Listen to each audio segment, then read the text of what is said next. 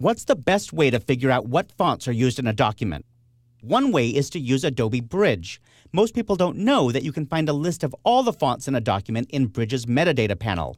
For example, here inside Bridge, I'm going to click on my exercise folder, and I'm going to go down to the metadata panel in the lower right corner and scroll down here until I see my fonts. There they are, the list of all my fonts in this document. But knowing what fonts are in a document doesn't really help you change them, right? For that, you need InDesign's Find Font dialog box.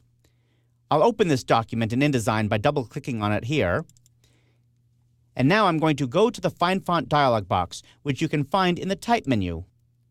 Find Font shows you all the fonts that are in your document, not only the fonts, but even the styles within the family. So I can see that this has Adobe Garamond Bold, Bold Italic, Italic, and Regular.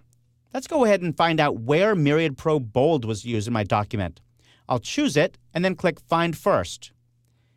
InDesign jumped to the first instance of this text in my document and it selected it, but I can't find it, partly because all the text is Greeked out. Greek text is this grayed out effect that InDesign does when you're zoomed out so far that you can't read the text very well. It just replaces it with gray lines. But it makes it very difficult to figure out where your text is selected. So let me go ahead and click Done here, and then zoom into 400% with Command 4 or Control 4 on Windows.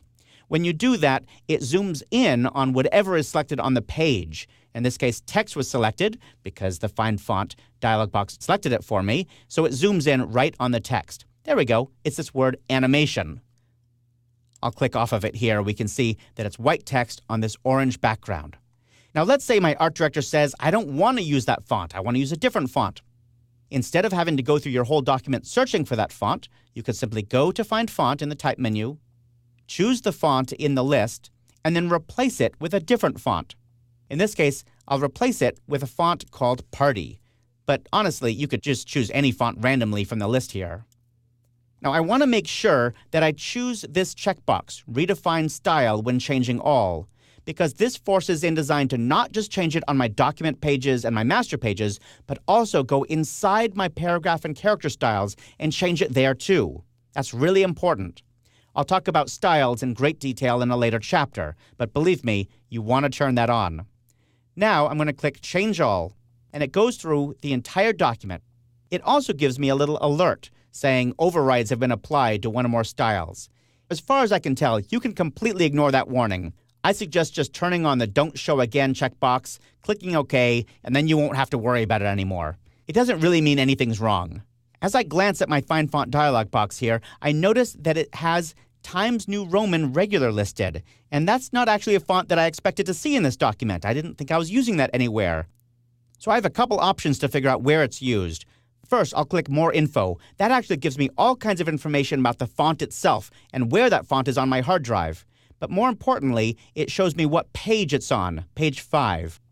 In that case, this doesn't really help me, so I'm going to hide that information and use the feature that we looked at earlier, which is Find First. That'll jump right to it. There it is. I'll close Find Font, and you can see that this one word had Times New Roman applied to it. That mistake would be really hard to see if I was proofing quickly, so it's great that Find Font can find it for me. Now I can choose that and set it back to what it's supposed to be. Adobe Garamond.